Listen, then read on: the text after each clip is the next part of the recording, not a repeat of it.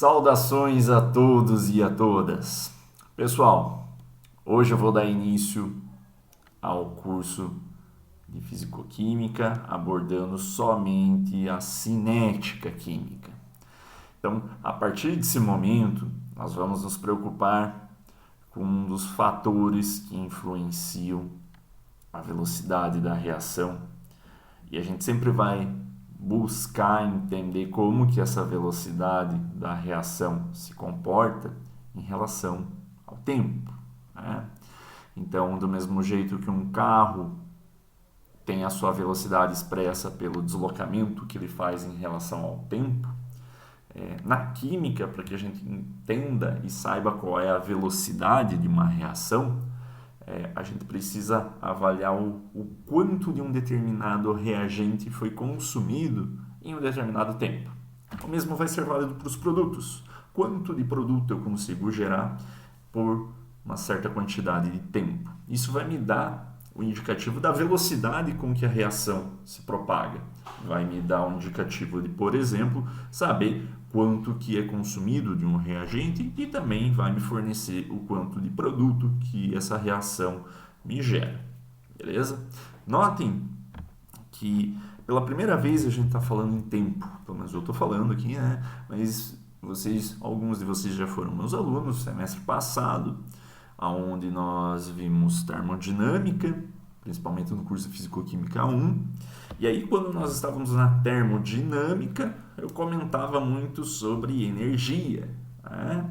E em suas diversas formas de manifestação. Perfeito? Então, a energia era o que importava para a termodinâmica. Nós vimos também um pouquinho de eletroquímica, nós vimos como a espontaneidade de um processo eletroquímico vai se corresponder com aquela espontaneidade observada termodinamicamente, né? Com aquelas funções de estado que expressavam a espontaneidade de uma reação, mas tudo isso agora vai ficar de lado. Tá? Porque, como eu já comentei, né, na cinética química a gente está preocupado em entender a velocidade de uma reação química, como que ela se processa em relação ao tempo. Então, do mesmo jeito que para a termodinâmica a gente sempre se preocupava com a energia, na cinética a gente vai se preocupar com o tempo. Tá? Então, por que eu preciso saber o tempo? O que isso me dá? Qual que é a graça de ficar, né, aferindo a velocidade de uma reação? Vai ter umas reações que vão ser rápidas e outras reações que vão ser devagar. E daí? Né? E daí que isso nos dá o subsídio fundamental para entender como as reações acontecem. Parece contraintuitivo, ou ao menos às vezes chama a atenção da nossa intuição de como que isso tem a ver com o formato de como que as moléculas ou átomos reagem no espaço. Mas sim, vai ter. Se eu entendo como que diversos reagentes interagem entre si para formar um ou diversos produtos, e esses reagentes se combinam de uma maneira distinta, ou essas velocidades de reação referentes a cada reagente são distintos entre si, eu tenho aí um indicativo de como que a nível molecular essas reações acontecem. E aí eu consigo entender como que é o mecanismo de uma reação química. Entender o mecanismo de uma reação química é uma das coisas mais importantes na química, na fisicoquímica e nas ciências de uma maneira geral. Tá? Isso aí seria a ideia do curso inteiro. Então, se você não entendeu ainda como que verificando a velocidade da reação eu vou conseguir entender como que a reação acontece, ainda a gente vai ter todo esse bimestre para entender. Fique calmo, fica tranquilo. Obviamente, eu não vou apresentar tudo isso no primeiro momento, mas eu vou criando pelo menos as principais ideias para que lá na frente, mais próximo do fim de semestre e desse bimestre, obviamente, a gente vai entender, vocês vão entender como que eu consigo investigar uma reação química no seu modo mais íntimo, que é a nível atômico, a nível molecular, e como que as coisas acontecem, como que é a mecanística dessa reação. Perfeito? Beleza. Como eu já dei o spoiler aí, né? É relevante que a gente deixe bem claro na nossa cabeça o papel que o tempo desempenha em uma reação química. Porque olha só essas duas imagens aí, né? Então, aqui à esquerda do seu vídeo você tem uma explosão, né? Pode ser um pouquinho de trinitrotolueno, né? Então, vou tentar desenhar aqui um trinitrotolueno, né? Um tolueno aqui, um NO2 aqui, ortometa, tudo bonitinho, um NO2 aqui, um NO2 aqui. Pronto, essa molécula aqui é incrível, né? Trinitrotolueno, vocês conhecem, né? TNT. Então, o trinitrotolueno, por mais que você não saiba a química orgânica de hidrocarbonetos policíclicos aromáticos substituídos, isso não é o escopo aqui, você sabe ou já ouviu falar que isso explode, né?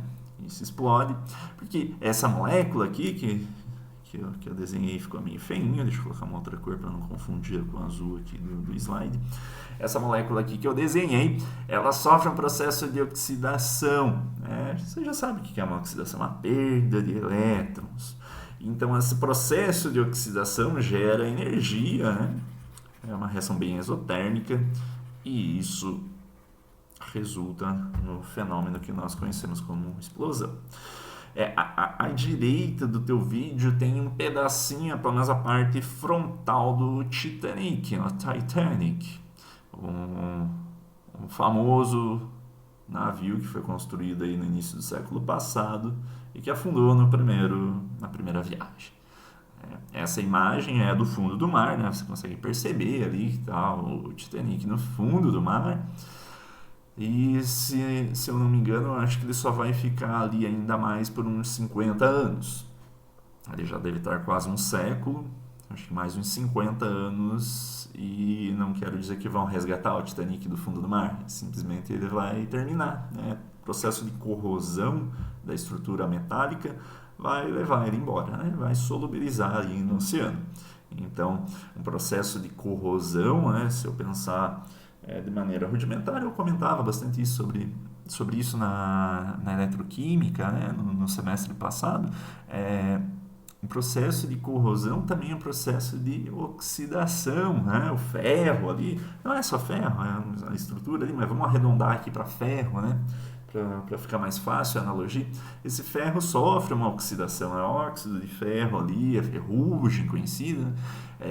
Tem o ferro 2, o ferro 3, não importa isso agora, mas o ferro, você há de convir comigo que o ferro ali se oxida. Tá? Se o ferro ele se oxida, esse óxido formado é mais poroso, e aí ele perde aquela estrutura dúctil, dura, resistente à compressão, à tração, à flexão, né? Deixa de ser um material tão interessante, né? Ele vai embora ali, principalmente ainda porque você está no mar, vem uma corrente marinha e leva esse óxido de ferro. Olha só o que eu falei, é uma oxidação igual com o trinitrotolueno. Perceberam? A mesma reação, cara. É a mesma reação. Mas aí você pode falar, mas professor, para lá, trinitrotolueno só preciso de uma banana ali, só de uma pequena porção. Ali eu tenho um navio inteiro, né? Então talvez tenha alguma relação com a massa, né? Então, sem querer entrar nesses meandros, que aí seria mais parte da termodinâmica, o que eu quero deixar claro aqui é que por mais que você tivesse toneladas de trinitrotolueno e 1 quilo de ferro, tanto faz, né? Você há de convir comigo também que 1 quilo ou 1 tonelada de TNT explodindo explode tão rápido quanto 1 grama. E 1 quilo de ferro e 1 tonelada de ferro vai oxidar mais ou menos a mesma velocidade. Você sabe que vai demorar. Então, algumas reações, por mais que elas sejam iguais, o processo, né, fiquem aí na mesma caixinha, né, uma reação de oxidação, por mais que elas sejam iguais, elas acontecem em velocidades diferentes. Tranquilo? Então, essa é a ideia que eu quero trazer para vocês. Alguns processos acontecem muito rápido, outros acontecem muito devagar. O problema, o que causa a explosão do trinitrotolueno é ele oxidar de uma maneira muito rápida. O problema, né, a explosão surge justamente de liberar uma imensa quantidade de energia que talvez seja, aqui eu não tenho os valores e não é o ponto aqui, que talvez também seja mais ou menos a mesma energia do que a corrosão do Titanic. Talvez eu não possa estar sendo apurado o suficiente aqui, mas para os fins a que se destina essa aula é válida a analogia. O que acontece é que no trinitrotolueno toda essa energia é liberada em um segundo. No Titanic está sendo liberada em um século. Tá? Então, aí, obviamente, tem essa imensa quantidade de energia liberada com a oxidação do TNT. Você tem ali uma cavidade sendo formada, ali a dilatação do ar ali é tão rápida que há aquela cavidade e a explosão, né? O deslocamento da massa, né? O deslocamento de energia é muito rápido e isso gera o efeito da explosão. Então, o que tem de comum nessas imagens? É a mesma coisa acontecendo, né, em velocidades muito distantes, muito diferentes. Está levando o da esquerda, ali, a imagem da esquerda leva um segundo, a da imagem da direita está levando um século. Né? Então, as velocidades das reações, elas mudam muito. Tá? Outro probleminha cinético clássico, isso aqui ensino médio, era uma alegria poder fazer isso no laboratório, né? Usar um comprimido efervescente. Se não me engano, na disciplina de Química Geral Experimental, até no curso universitário, muitas vezes é feito um experimento aí para te mostrar como que alguns fatores podem alterar a velocidade da reação. E por isso que tem a ver, o que tem a ver com esse comprimido efervescente aqui ao lado. Se você pegar esse comprimido e jogar na água, você vai perceber que vai levar alguns segundos, uns 30 segundos, talvez até um minuto, para que todo o carbonato de cálcio e sódio reaja com a água ali e faça desprendimento de CO2. Se você pegar o mesmíssimo comprimido e macerar ele, transformar em um pó fininho, fininho e jogar na água, você vai perceber que vai acontecer a mesmíssima coisa, né? Mas em um tempo muito menor. Se você pegar o mesmo comprimido e colocar em água quente, em água gelada, você também vai perceber diferenças de velocidade de reação. Você já está entendendo onde eu quero chegar, né? Algumas reações, aliás, todas as reações químicas, elas têm a sua velocidade alterada devido a alguns fatores externos. Temperatura é um deles, estado de agregação, que é isso que eu falei ali do comprimido inteiro para o comprimido triturado. Esses são os principais, né? Outros também surgem, como aumento de pressão, mas aí vai longe demais. Mas a presença de um catalisador, que vai ser uma palavrinha bem legal nesse curso. Então, alguns fatores podem influenciar a reação. Muito provavelmente, se o Titanic não estivesse no fundo do mar, um lugar muito gelado, ele estivesse mais lá numa região mais superficial, onde pegasse muito sol, onde não tivesse uma corrente marítima tão gelada, talvez ele já teria ido embora há muito tempo. Né? A corrosão aconteceria mais rápido. Né? Quando eu falo, né, catalisador, existem alguns tipos de catalisadores, né? Alguns são homogêneos e alguns deles são heterogêneos. Né? Isso aqui é um catalisador e o nome comercial dele também é catalisador. Né? Essa peça aqui que eu tenho à esquerda é um catalisador veicular.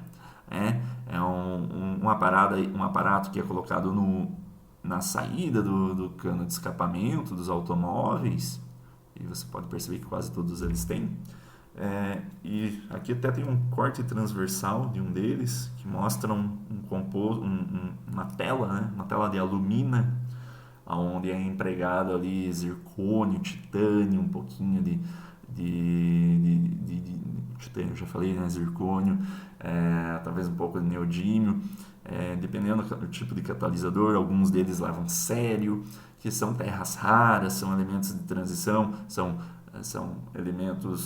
metais de transição, tanto externo quanto interno, quanto terras raras, que servem para auxiliar com que algumas reações aconteçam de uma maneira extremamente rápida. E uma delas é a conversão do CO2 e a conversão do CO e do NO. Vou colocar aqui a estrutura CO e NO, que são gases que são gerados no motor devido à combustão incompleta do combustível, principalmente, e aqui já visto que o gás atmosférico, o ar atmosférico é composto de muito nitrogênio, né? São dois gases, assim como o SO também, né? O óxido de enxofre. Todos esses compostos, eles são gerados pela queima incompleta do combustível e também eles são muito danosos ao meio ambiente, principalmente a nós. Tá? Então eles são muito tóxicos, mas nem tudo está perdido. Se eu conseguir fazer com que essas estruturas aqui reajam com mais um oxigênio, eu consigo gerar CO2, NO2, SO2, que em comparação aos primeiros são muito menos tóxicos. Então por isso que é sempre utilizado esse tipo de equipamento aí na saída do escapamento dos gases, né, do carro. Pois bem, o que catalisadores têm a ver com o que a gente vai ver? É que esse tipo de reação do CO, do NO e do SO, eles aconteceriam, mas eu não quero que essas moléculas tenham um tempo de vida aí no meio ambiente muito grande. Por quê? Porque eu já falei, né? Eles são muito tóxicos. Isso não é muito legal. Então, a humanidade ela tem interesse em agilizar alguns processos. Por quê? Por conveniência própria. Né? Isso sempre está muito em voga com o problema do lixo. Uma indústria no setor têxtil, por exemplo, você vai lá e compra aquela calça jeans azul, né? Então, aquele pigmento que foi utilizado para fazer aquele tecido, né, para colorir aquele tecido, ele virou um efluente, foi liberado aí e só a turbidez da água sendo aumentada já é um problemão ambiental. Sem contar a toxicidade da própria molécula para a vida ali estuarina, né? Então, mas obviamente a indústria têxtil quer tingir o tecido, mas ela tem que daí resolver o problema do pigmento na água, tá entendendo o problema? A gente quer algumas coisas, mas não quer o subproduto.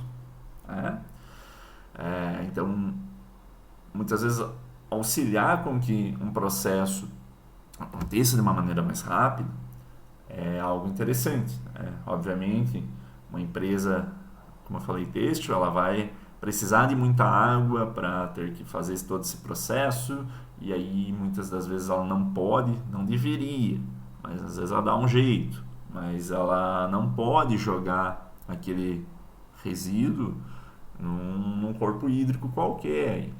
Então ela tem que tratar, então ela quer acelerar agora aquela reação de degradação desse composto. Uma vez que degrade, daí ela pode tentar reutilizar a água ou fazer alguma outra coisa, ou até liberar, né? Aí fica seguro para a vida aquática, que uma vez que não tem aquele componente que dá a cor, não há tanto problema em liberar os resíduos. Então muitas das vezes a indústria busca formas de agilizar alguns processos. Na nossa vida, algumas vezes a gente também busca atrasar outros processos. Quando você tem um alimento, por exemplo, qualquer coisa aí, né? Seja o bife do teu almoço, uma fruta, qual é o melhor lugar para você depositar ele? Na geladeira, porque lá a temperatura está menor, porque você também não deve acreditar que o teu alimento é 100% limpo e inerte. Tem um zoológico inteiro de micro-organismos ali. E se eles estiverem na temperatura ambiente, ou agora no verão, quentinho, né? Esses micro-organismos vão consumir ali aquele alimento e começar a se reproduzir e uma alegria danada até que fica até com aspecto, com cheiro estranho. Ou seja, é a bicharada ali se aproveitando do teu alimento. Então, quando você coloca ele na geladeira, você está fazendo com que você não está matando esses caras, tá? Acredite nisso. Mas você está fazendo com que a velocidade com que eles consigam degradar o teu alimento seja muito menor. E aí isso torna tranquilo para você vir a consumir esse alimento a posteriori, porque a quantidade ali por centímetro quadrado de micro-organismos é pequena ainda. Eles também não vão fazer nenhum mal a você, exceto se a quantidade deles for muito superior ao que o teu organismo possa aguentar. Aí você tem um probleminha, aí corre para o hospital, né? Tá aí a intoxicação alimentar. Então, alguns processos a gente gosta que levem mais tempo para acontecer, né? Eu não quero que o meu alimento que eu comprei hoje estrague até a noite, não. Eu não quero ficar indo no mercado toda hora, então por isso a gente coloca ele na geladeira. Outros processos eu gostaria que acontecesse muito rápido, que acabasse o meu problema, né? Então aqui eu tenho um grande problemão, né? Plástico, né? Um problema que ninguém consegue resolver. A gente precisa de um engenheiro, de um físico, de um químico que resolva esse problema. Como é que a gente vai resolver? Ficar transformando garrafa PET em porta-treco? Me perdoem, mas não vai resolver o problema. Tem 8 bilhões de pessoas no planeta. Haja porta-treco, não tem como reutilizar. É muito bom esse papo. Mas a gente precisa não só diminuir o consumo, não só reutilizar, não só fazer um consumo muito mais consciente, pressionar a indústria para que façam uma embalagem melhor, um reuso. Mas a gente precisa dar jeito nisso daqui. A gente precisa dar jeito nisso daqui que está à nossa esquerda. Tem tudo isso de plástico. Mas eu não tô nem aí pro meio ambiente. Beleza, mas tá saindo caro mesmo assim. Se você gosta de dinheiro, então, pelo menos, se não gosta do planeta, provavelmente gosta de dinheiro, ou gosta de qualquer outra mentalidade que você tenha, você vai convir comigo que não dá para ficar com tudo isso de lixo. Vai atrapalhar a vida das pessoas, vai encarecer o produto, eu vou precisar... Seria muito mais legal conseguir reutilizar tudo isso, transformar em um novo plástico, né? Enfim, seria muito mais fácil e barato, né? Todo mundo ia ficar feliz.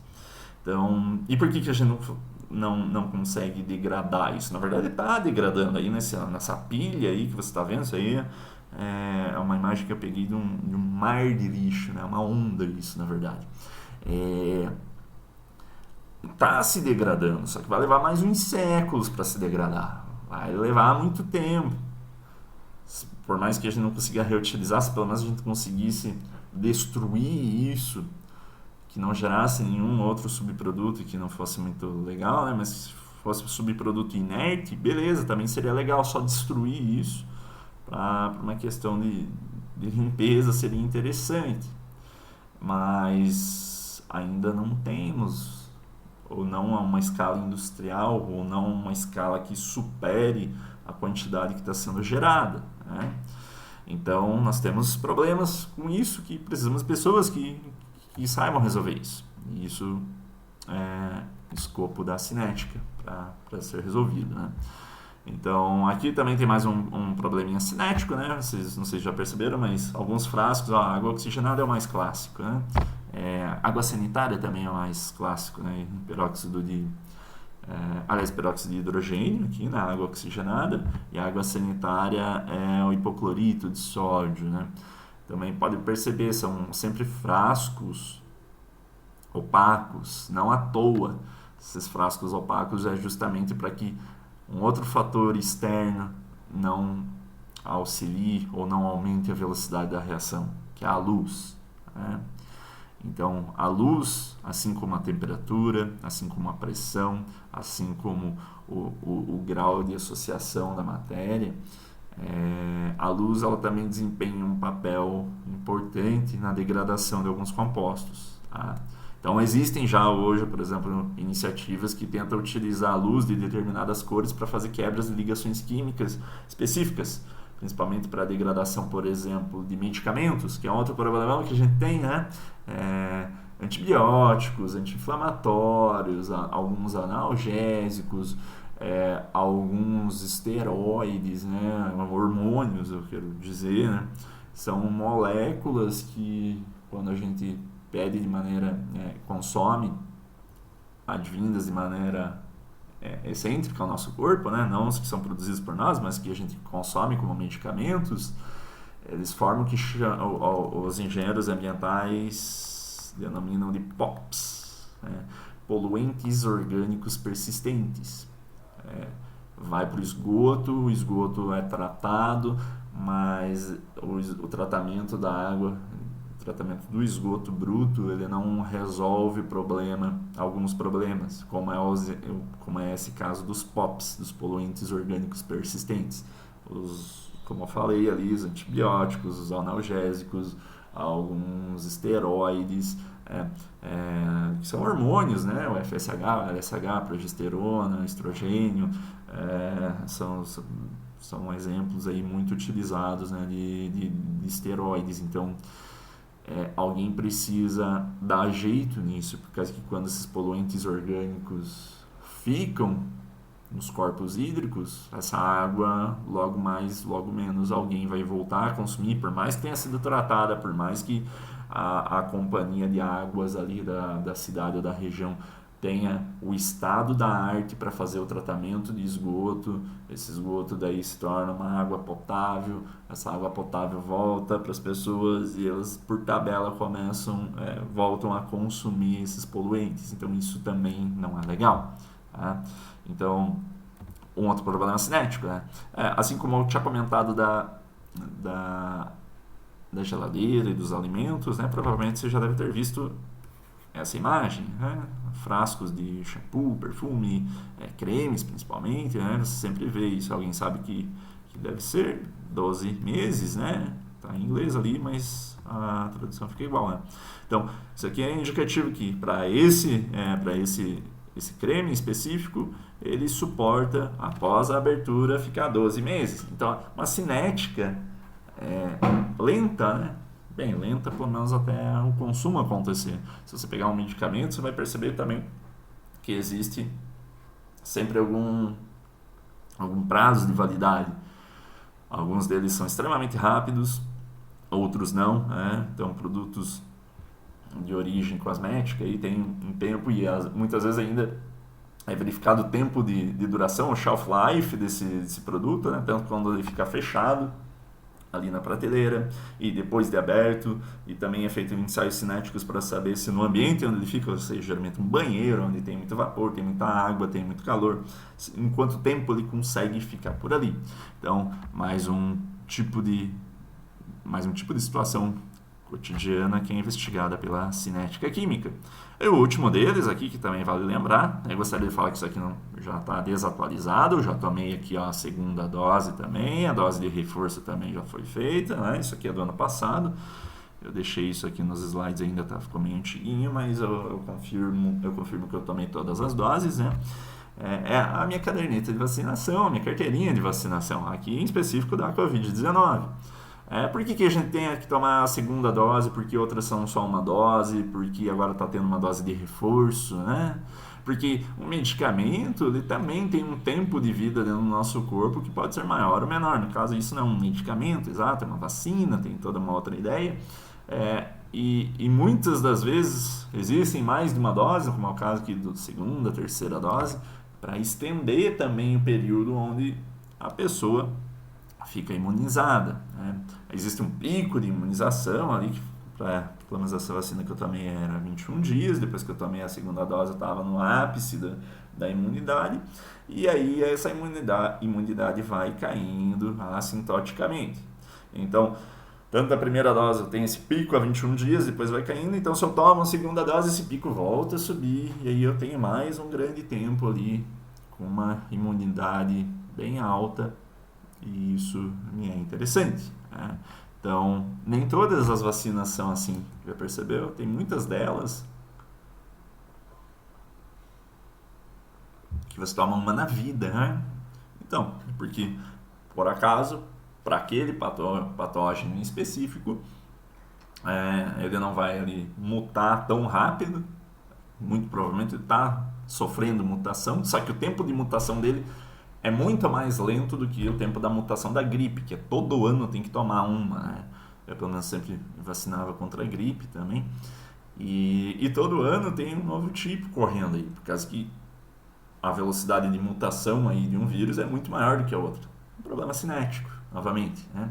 Então, por isso que algumas doses você toma algumas doenças aí, coqueluche, rubéola, sarampo, só precisa tomar uma e você está garantido para o resto da vida. Agora, por exemplo, antitetânica, né? É sempre bom tomar a cada 5 anos, 10 anos, alguma coisa assim. Então aqui são outros exemplos de problemas cinéticos, né? Então beleza, então agora vamos começar a entender mesmo de como que vai ser o labor aí dessa parte dessa disciplina, né? Como eu comentei, a gente vai fazer o uso muitas vezes de tabela aí, eu vou fazer um tutorialzinho pequeno para auxiliar aí como que se faz a confecção de uma tabela, de um gráfico, que a gente vai utilizar muitos métodos gráficos, tá, para resolver alguns dos nossos problemas. E a gente já vai entender também no devido momento o porquê. Mas primeiro a gente vai começar com coisinhas mais simples. Aquilo que eu já iniciei a aula, né, comentando. A velocidade da reação. Assim como a velocidade em sistemas macroscópicos, né, na física clássica, a velocidade era expressa entre o coeficiente, ali, entre a relação, entre o quociente, melhor dizendo, entre deslocamento versus tempo. Também existe uma forma de deslocamento químico, tá? Eu posso entender esse deslocamento químico como a quantidade de um reagente que é consumido ou a quantidade de um produto que é gerado, tá? Em termos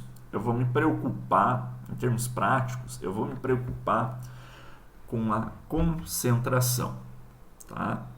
Que é uma forma prática de eu conseguir mensurar esse avanço, esse progresso da reação. Então, eu posso fazer uma solução a uma concentração conhecida, posso submeter essa concentração conhecida dessa solução a uma reação qualquer. Se está reagindo, aquela concentração inicial começa a diminuir, né? Por causa que eu fiz uma solução de algo, né? E esse algo está sendo consumido, está sendo transformado em produtos. Então, a concentração inicial está diminuindo, em detrimento da concentração dos produtos, que antes era nula, começou a aumentar, tá? A gente vai entender com que velocidade isso acontece. E aí é simples. Por que é simples? Eu preciso somente entender qual é essa variação de concentração em relação ao tempo. Simples, igual exercício de física básica, onde eu tinha lá o ΔX sobre ΔT. Aqui, ao invés de ΔX, eu vou ter um delta concentração, né? E aqui concentração de R, porque R é os reagentes. Mas poderia ser um P também, de produtos. E sempre quando eu expresso, ou quando você for ler algum livro aí, você vai perceber que concentrações são expressas dentro de colchetes, né? E uma das formas de concentração mais usuais na química é aquela que está relacionada a mol por litro de solução, tá? Então, em muitos exercícios aí, você vai ver soluções que estão a concentrações molares, né? Ou seja, um mol de um soluto em relação a litro de um solvente, tá bom? Isso que caracteriza uma solução, um soluto disperso num solvente, tá bom? Tranquilinho isso. Então, se eu consigo expressar o quanto de um reagente foi consumido em relação a uma certa quantidade de tempo, eu consigo saber a velocidade de consumo ou velocidade média do consumo dos reagentes. Aqui tem uma coisinha diferente. Então, velocidade média de consumo de R está menos ΔR sobre ΔT. Por quê? Menos porque eu estou indicando que está sendo consumido os reagentes, como eu falei, os reagentes estão se tornando produtos. Se eu pensar no ponto zero, eu tinha, o que é o ponto zero? Eu fiz ali a solução, eu tinha 100% dos reagentes, perfeito? E eu nem comecei a reação. Então eu tenho 0% dos produtos. Aí eu inicio a reação, sei lá, faço qualquer coisa que quisesse fazer, sei lá, explodiu o TNT, fiz a degradação, a oxidação do ferro, fiz uma reação de hidrólise qualquer. Então, inicial era isso, né? 100%, 0%. Então, essa é a condição inicial. A condição intermediária, sei lá, passou um certo tempo, então aí eu tenho 70% ainda dos reagentes, está consumindo devagarzinho os reagentes, e 30% dos produtos, tá? E aí por acaso chegou o fim, a reação. Vou colocar aqui então outro. O início era isso e o fim, a reação foi perfeita, ela foi até o fim, né? Então agora no fim da reação eu já tenho 0% dos reagentes e tudo que era reagente antes foi consumido, foi para algum lugar, né? Não sumiu, né? Não tem bruxaria aqui. Então, agora eu tenho 100% dos produtos. Então, ó, inicial, final. Inicial, só tenho reagente e não tenho nada de produto. Final, só tenho produto e não tenho nada de reagente. Beleza? Tranquilinho. Então, para ficar fácil, logo mais a gente vai ver, não vai ser sempre tranquilinho assim, um reagente e um produto. Às vezes vai ter vários reagentes e vários produtos. Então, os caras pensaram assim, não, vamos fazer uma forma e deixar todo mundo no mesmo balaio, todo mundo junto, ou seja, a gente expressa uma velocidade relativa, uma velocidade média de consumo, e a gente sempre coloca um menos para indicar que está sendo consumido, né? Então, como é o caso que eu mostrei aqui, ó, perceberam? Ó, o reagente foi consumido, foi de 100% para zero, então está diminuindo, né? Então por isso colocaram um valor negativo ali. Então, sempre velocidades médias de consumo de reagente vai estar ali por uma convenção, colocar um menos ali, mas que na física clássica daí vai para o vinagre, isso, né? Como assim uma velocidade negativa? Não faria sentido físico, mas aqui você já entendeu o que quer dizer que está sendo consumidos reagentes a essa taxa. Tranquilo, né? E o inverso vai ser válido para o contrário. O inverso vai ser válido para o contrário. Se o consumo se a velocidade média do consumo dos reagentes é negativo, será positivo para a velocidade média de formação dos produtos. Tá bom? Então, tudo bem tranquilinho aqui também. Então, eu tenho um exercício prático. Deixa eu só verificar se temos tempo. 37 minutos, tem tempo. Ó. Então, um exemplo prático para mostrar isso, tá? Bem simplesinho aqui, ó. Suponha que você precise de ácido iodídrico, né? De alta pureza. Você poderia preparar uma solução misturando hidrogênio molecular e iodo molecular H2 e I2. E aí, isso ali, cada molécula de H2 que eu desenhei em verdinho aqui vai interagir com uma molécula de I2 que eu desenhei em vermelhinho aqui. Tudo isso vai reagir bem bonito. E aí eu vou ter um verdinho e um vermelhinho aqui, um HI e outro HI. Pronto, reagentes e produtos, tá bom? Essas coisas se combinaram dessa forma. O desenho é só para tentar auxiliar. Mas eu estou gerando ácido iodídrico como produto, tá bom? Então, é importante fazer um experimento para investigar a velocidade da reação e determinar se a preparação do ácido iodídrico é rápido o suficiente, por causa que você é um cara que precisa de ácido iodídrico para ontem. Você está trabalhando numa empresa que o chefe te falou que era ácido iodídrico e você precisa entregar 100 milhões de litros de ácido iodídrico. Então você quer saber se dá para entregar rapidinho ou não. Tá? Um exercício basiquinho, simplesinho, só para você pegar a ideia. Então você foi lá no laboratório e pegou um cilindro de H2, um cilindro de I2, misturou os dois em estado gasoso, barará, vocês lembram como que era isso, né? Sempre falava disso para vocês, e gerou ácido iodídrico. Gerou ali na razão 1:2, né? Beleza. Quanto tempo isso levou? Levou 100 segundos. Então, assim que tá gasoso aqui, né? Tá, mas pode pensar eu acho que isso ficou um pequenininho problema. Pode imaginar aquoso, tá? Você já vai entender por quê. Porque aqui embaixo é a concentração. Concentração, então, eu não estou falando uma solução, né? Então, ó, a concentração, no intervalo de 100 segundos, a concentração do HI foi de 3,5 mmol. Cuidado aqui, ó, milimol, né? Você já conhece o ml, né? Mililitro, né? Vezes 10 a menos 3 litro. A mesma coisa aqui, milimol quer dizer 1 vezes 10 a menos 3 litros, né? 10 a menos 3 mol, né? 1 milimol é isso dali, tá? Então só cuida com agora eu não cometi nenhum erro ali, tá? Então, durante 100 segundos, a concentração do HI foi de 3,5 milimol para 4 milimol. Pergunta: qual foi a velocidade média da reação? Então tá tranquilo, né? Por que tá tranquilo? Porque, olha só, olhando aqui para o quadrinho mais à direita, o que você tem? Você fez uma reação durante 100 segundos. A reação, aqui, eu até achei que o exercício ia ser mais complicadinho e tal, ia ficar, ó, tá vendo esse lado esquerdo aqui? Ele nem tá precisando disso daqui. Ele só tá fazendo alusão a uma única coisa: a geração do HI. Percebeu?